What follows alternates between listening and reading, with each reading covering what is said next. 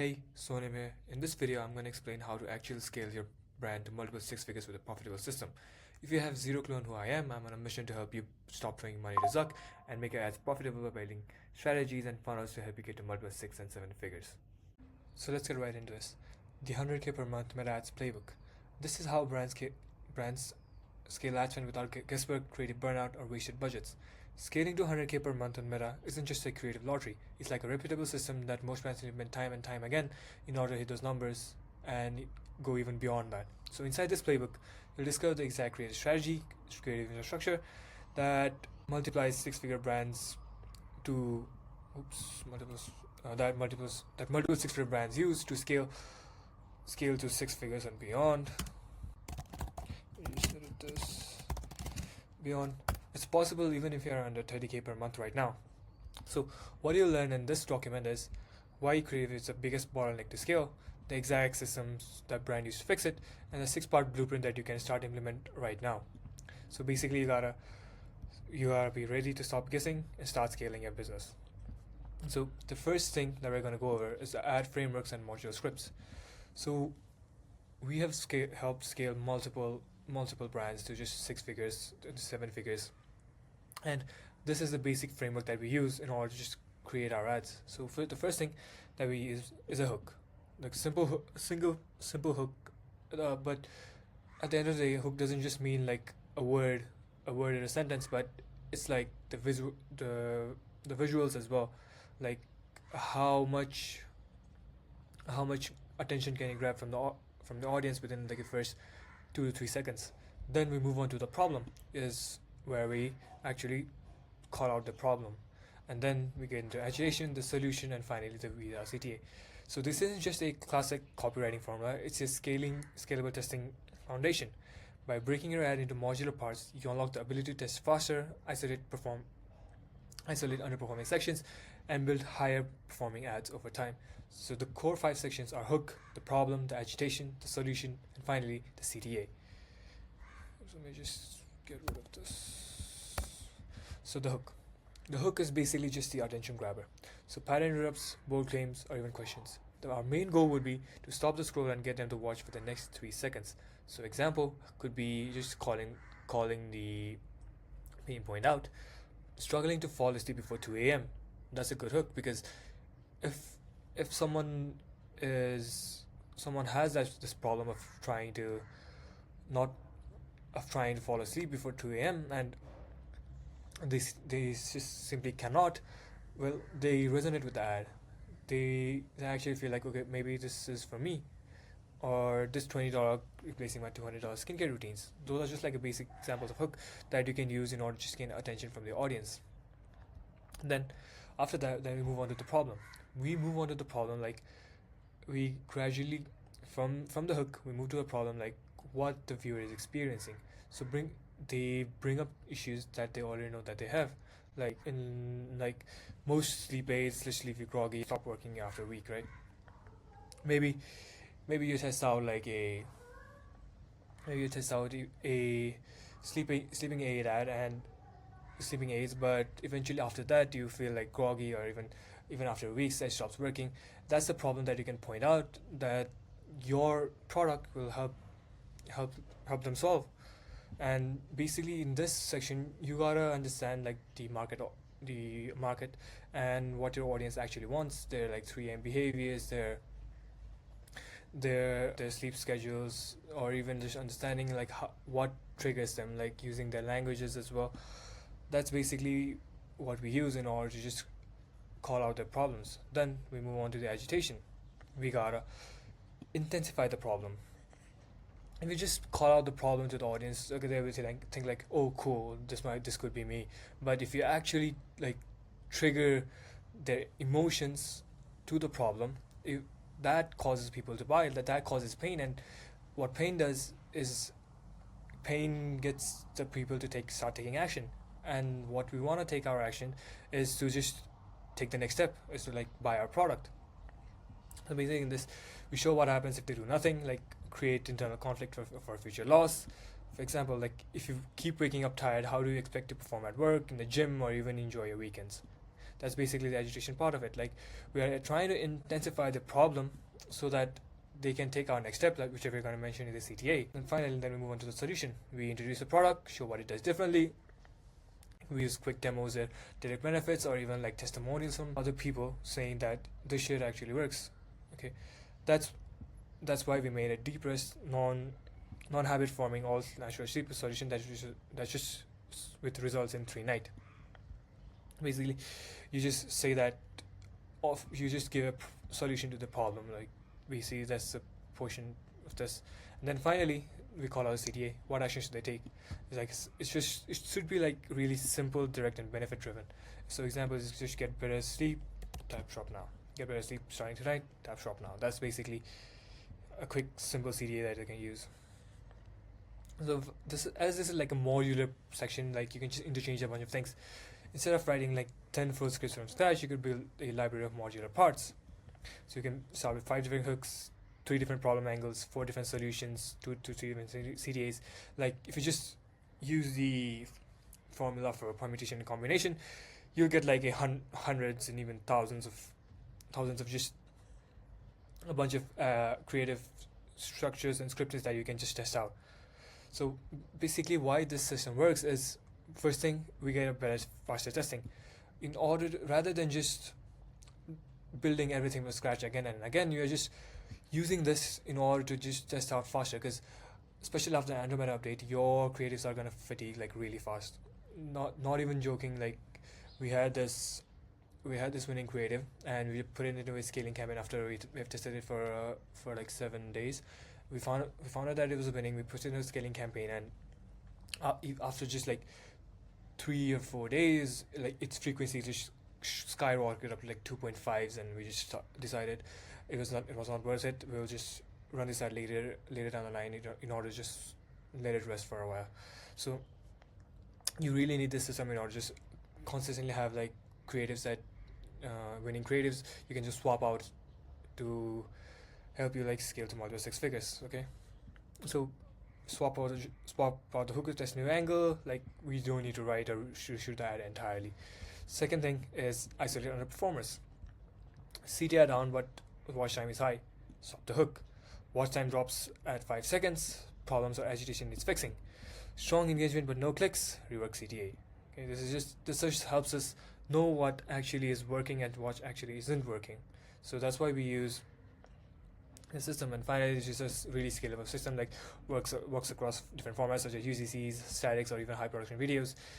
And this is easy to delegate creative tasks with plug and play parts.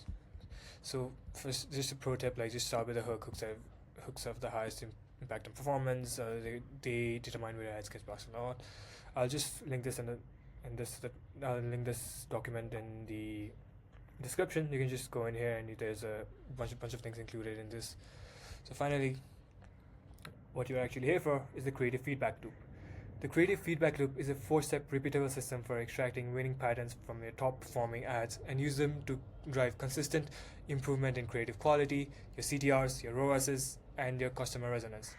So we have been using this creative feedback loop since the start of the start of like 2025, 2026 right now, right?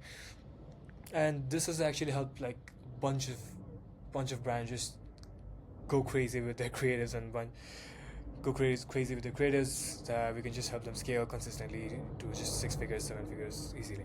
So I'm here sharing this.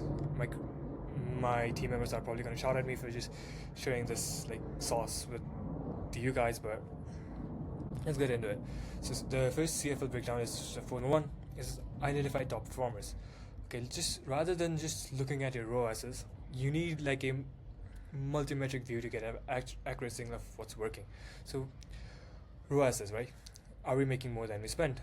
That's a really basic thing that everyone does.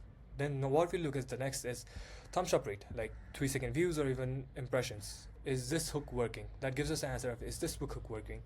And then we move on to the average watch time, and this answers, are people actually staying engaged after the hook, in order to give them the solution, and eventually using a CTA to get them into your landing page in order for them to convert. Then we move on to a CTR. does this ad actually create desire? Did they resonate with the ad in order to just click through the ad and go to your landing pages? And then, of course, we're just going to track the CPAs as well. Are we getting efficient conversation? This is filter for ads with like best overall efficiency, like, which is not just one metric. We're not just tracking ROAS, but we're looking at thumbs up rate, the average view time, your CTRs, your CPAs, and a bunch of other things. And then the next step 2 would be analyzing pattern across winners. Like you are like basically you're trying to look for like share trips upon top ads. You're just basically trying to show. You're just trying to find out like a winning pattern that ads have. Like if you just zoom out and just look from an overhead viewpoint, like to your ads, you will find that every winning ad has a pattern. And with this, you will be able to help like create like a shared traits that, and you can just consistently create multiple winners over and over again. So ask yourself like these few questions. Did all winning ads open with a strong testimonial? Number 1. Number 2, did they show product usage in the first 2 seconds? Were they short 15 seconds or long like 60-second VSLs? Was there a particular angle or benefit that repeated?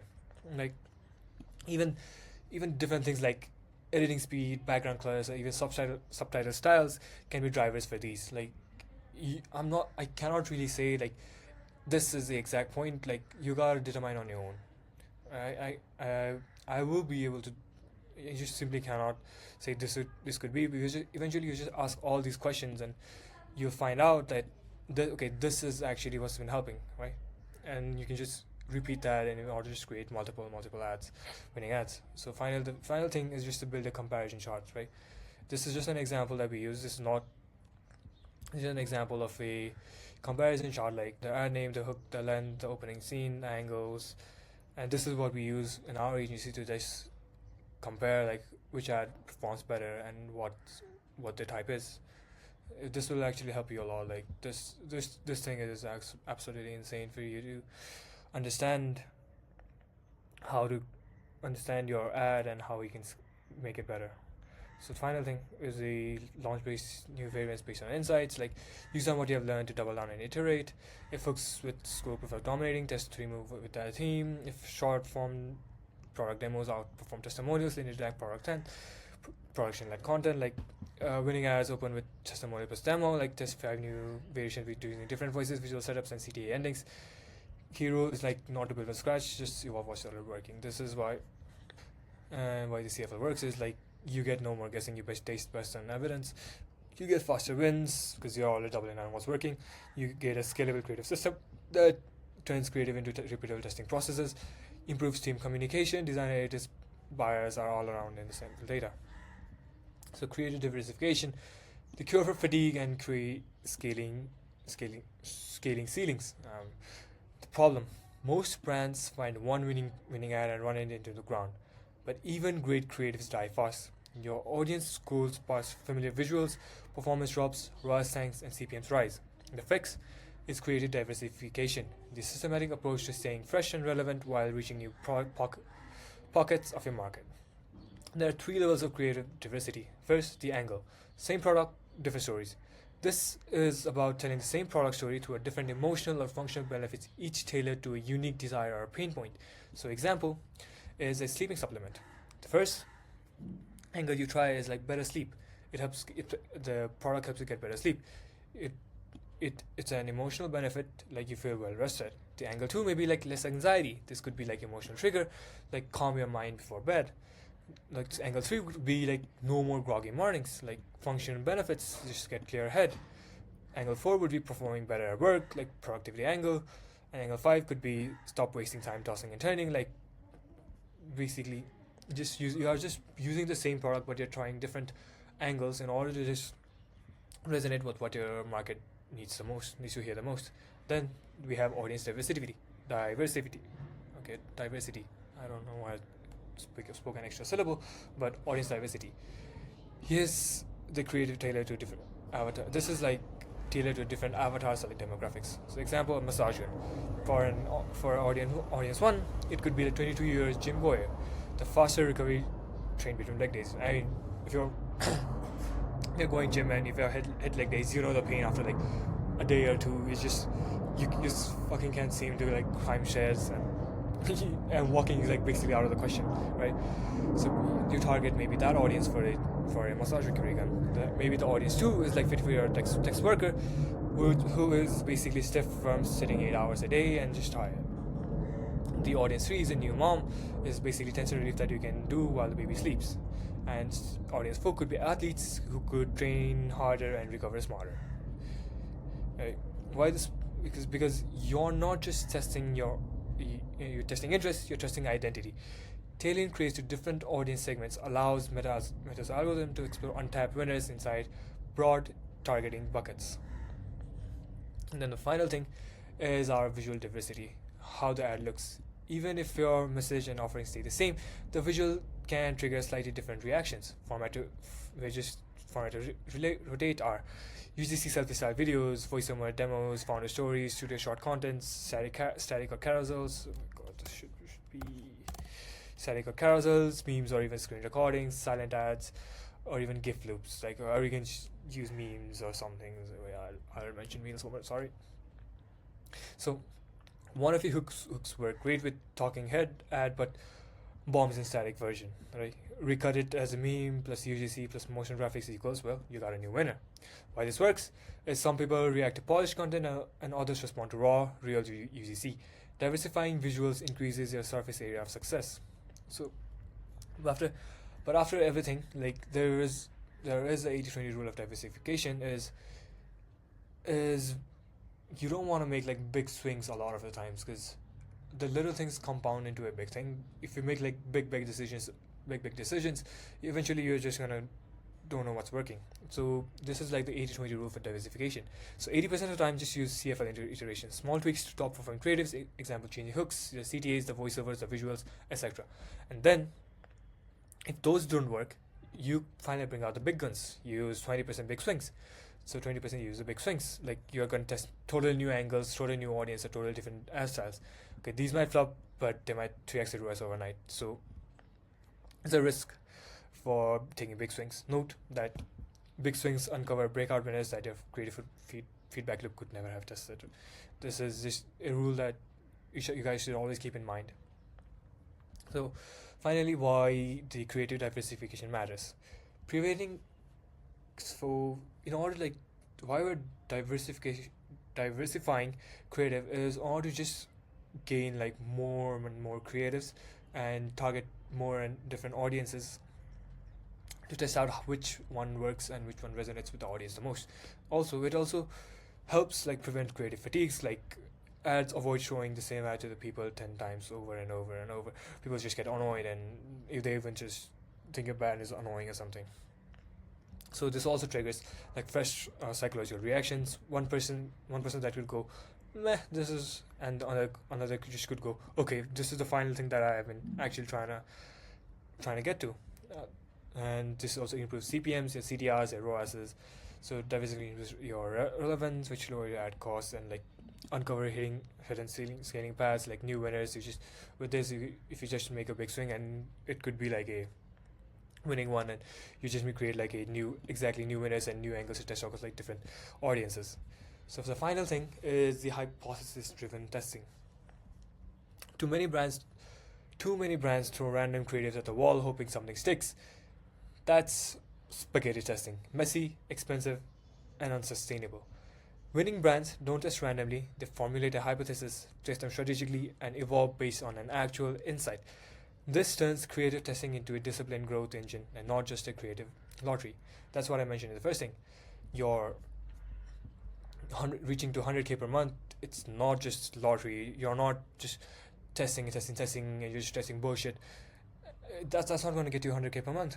But what will is like a proper systematic function that you have that will actually get you to 100k per month, or even like beyond that as well. So what is hypothesis-driven testing? It's the difference between asking, let's try 10 different versions and pray, or actually we have syntax pattern. If you just adjust Y to achieve Z. Like think like a CMO or data back scientist, not a spray and pray creator. That's why I asked you guys to build a comparison chart, like in order to just figure out what works and what doesn't work. Just for this portion. So the prompt formula is basically really simple. Use this formula every time you start creating a new run.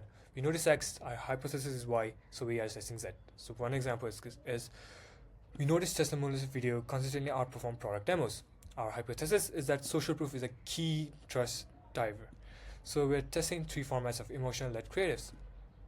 See, this is really simple. Rather than, oh, we noticed testimonial videos are currently working, but I just want to try out statics as well, and that just simply doesn't work, right? So this is just a basic simple formula that you guys can use. Just focus on, we notice X, we think that Y is gonna work, so we're testing this. That's basically the thing. That's basically just the gist of whatever I'm trying to explain. So why this works is we're increasing learning velocity. If a test has a clear lesson baked in, it reduces wasted spend. Of course, you don't want to give him money to suck. That's what that guy already has a bunch of money. Why do you want to give him more? So it avoids irrelevant, low probability ideas, scales winning concepts faster. You know why something works and why they, and not what did. Yeah. So just a simple 5 hypothesis angle to steal and test. I mean, you guys could basically just read through it. This will be in the document below. So one is the gifting angle, the product demonstration timing, benefit proposition, hook format, avatar shifting. Yeah, you test this out. And the final thought is guessing is wrong. Guessing you have every test should have data plus direction, or not just words running. Okay, the final thing, the growth stream structure. The engine behind 100k per month ad spend. Ads don't scale to 100k per month by accident. They scale with alignment between creative and performance, backed by structured teams that own each stage of growth. Why team structure actually matters. Most e-com brands are trying to scale rely on a messy combination of a freelancer designer, a part-time media buyer, a friend shooting content, a founder doing copywriting and midnight. Like that might get you to 10 to 30k per month, but it really won't get you to 100k to a million a month. Why? Because basically it's like a chaotic input, and chaotic inputs create unpredictable outcomes. The solution: a dedicated growth pod that unites creative plus performance under one shared goal is profitably scaling your ad account. So core growth team structure for 100k per month. One is basically the head of growth with overall paid ad strategy, revenues, KPIs, coordinates between creative and performance teams. They think strategic across ads, offers, TV funnels, etc. Second is like head of creative. Leads creative vision, storytelling, oversees content production, testing iteration, bridges production with ad execution. Growth pod, this is modular and this is a scalable unit. Each pod supports one brand or vertical and includes a growth strategist, a media buyer, a creative strategist, a designer, a video editor, and a project manager.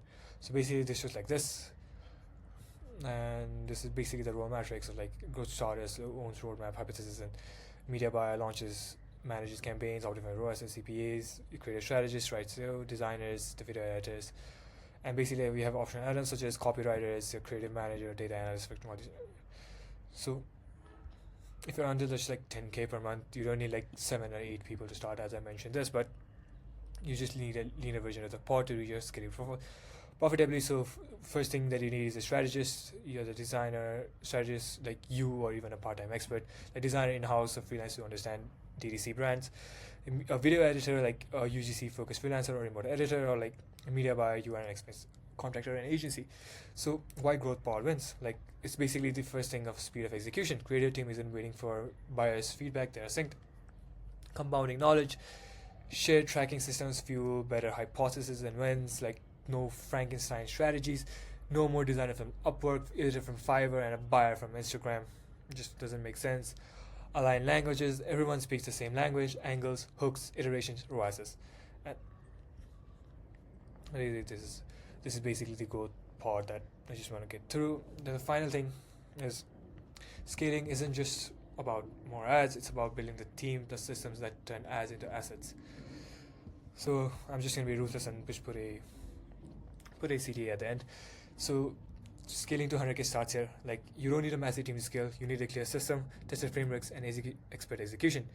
If you want help implementing this in your business, book a free strategy call. Let's audit your funnel plus creatives and build your own scale plan.